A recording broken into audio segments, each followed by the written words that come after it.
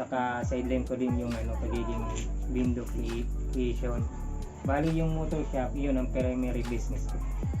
What inspired you to start this business? Nag-inspire sa kuya kong business kong pagbuka niyo. Bali yung pamilya kong maabot.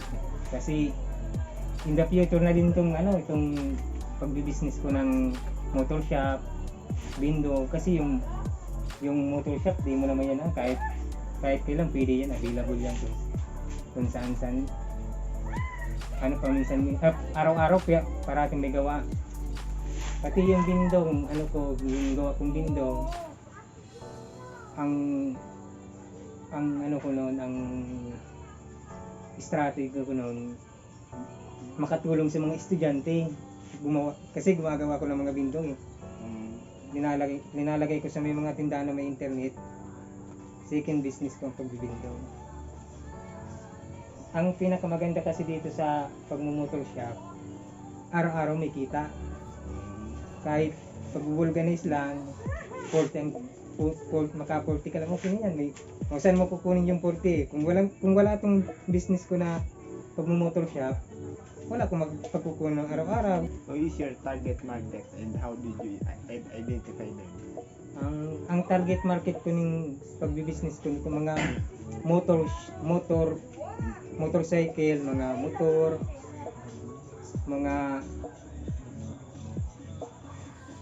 ito nagdo-door to door. Kasi araw-araw silang nagbabiyahe, di ba?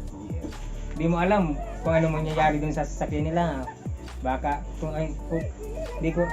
pumupunta na lang dito, meron ng kapayo sa akin. Umaga pa nga lang nag-aayos na ako ng sasakyan eh. Gabi pa, pumupunta pa sila dito ng gabi kasi ako kasi ang shop ko itong motor shop 24 hours. Kahit tulog ako, ginigising ako eh. Ginigising ako dito pag tulog na ako eh. Yung yung kaya pang gawin na gabi. Halimbawa pag vulganize, gano'n, kaya pa yung gawin gabi. Pero yung mga mga masakit na, hindi ko na yung ginagawa. Pinapapagbukas ko na yun. Do you have any experience in this industry? Experience ko dito sa industry? Yung pag mekaniko ko sa Batangas, yung mekaniko ko sa Fourways. Bali, 2 taon ako din sa Batangas, gumagawa ko sa mga auto repair shop na mga sasakyan. Doon ako natutong maggawa ng mga ng mga makina, ay mag-build ng makina, mag-repair ng makina, kung ano-ano ginagawa, mag-wiring. Kaya natayo ko itong business ko na motor shop dito. Kasi yun ang experience ko, saka yun ang inspiration ko na gumawa ng business na ganito kasi alam ko na eh. Kaya ginawa ko na para ito na talagang gagawin ko, hindi na ako kumuha ng ibang trabaho. What skills and qualities do you possess that will help you succeed as an entrepreneur?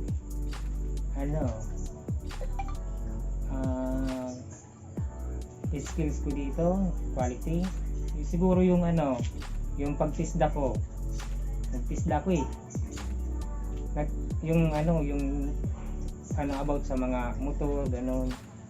Doon din ako nakatutong kunti lang kasi tapos kumuha pa ako ng experience doon sa ko sa tisda.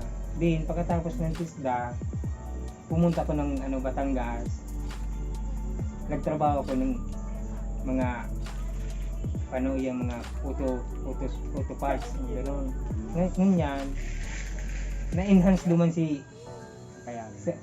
kakayan ko. Tapos nagdevelop pa duman si mga day ko pa talaga aram, nagdevelop sa kuya, nabuo tuloy sa kuya. Kaya pag-business ko ng motor parts, mga motor accessories, motor yung mga parts ng motor, lahat ng mga parts ng motor, natutunan ko yan dun sa Batangas. Napag-aralan mo. Napag-aralan ko doon. Tapos yung ano, pag uwi ko dito, pumasok ako dito sa Tigaon, yung MRF dyan. MRF na mo, ano na motor parts. Bodega. Hindi, ano yun? Ano, itong parang, itong ano baga? Yung ano, yung tindahan ng mga motor parts. Naglaw ako duman, nag-experience ako duman in pirang bulan. Nagduwang bulan lang ako katuloy. Nagpundo na ako, dahil ko na pinadagos. Tapos, yun na, napag-isip-isip ko na, ano yun ang makabuo ng business na ni. Kaya, tinuloy-tuloy ko itong primero ko palang bukas, may mga customer na agad. Katong na-experience ko sa dili kong magayong pala yung business. Dahil ako maghanap ng ibang business, ikatrabaho ko sa iba. Binil ko na naggayon si ano ko, tinuloy-tuloy ko na, hindi na. Habang naghahaloy, naglalago. Sige pa lago siya. Ngunyan, naglago na, nakakapatulog na ko ning sa diri ko yung shop ko na. Pinupunan ko na sa diri kong shop na ito talagang totally structure na shop baga, nabako na ning Pwedeng pag oo. Yung shop na talagang pwede kong anuhan talaga. Paglagyan ka mga accessories ko. What are your short-term and long-term goals for the business? Dumang kita mapun sa short term. Ang short term ko, yung akalaong kundi malago ang business ko na nito. Ang long term ko, nagdakol si customer ko. Kaya pinagpadagos ko nito. Kaya di ko na binutasan. Pinagpadagos. Padiit-diit na item. Naglalago ang isang business. Naglago si business ko. Nagpuon lang ako katong nagpuon lang ako ning 3,000. Ang business ko ning motor shop. Nagpuon lang akong 3,000. Nagpuon ako sa interior, seat cover, bearing, oil, mga yan, yung mga bulb lights, yan, electrical. Yan lang ako nagpuon sa 3K. Ngunyan, naglago na. Bako ng 3K niya ng ko. Naging halangkaw ng amount. Nakaipon ako Ngunyan, dagdagan ko, kaya uwi na dyan, malagot na yung ko yung pagtitinda baga. Dakulo na sa display. Bako nang araw kan dati na dito ng display, kapira lang. Ngunyan, kadakol na kong display. Dahil ko na masabing, dahil naglago si business ko dakulon ako na ilag na display. Tapos dakulon pa kong customer na naglalaro. Bali pang long term ko naman dito. Bako sana ako magamit ka ng business ko na kundi sa maabot ko pang pamilya. Future pa.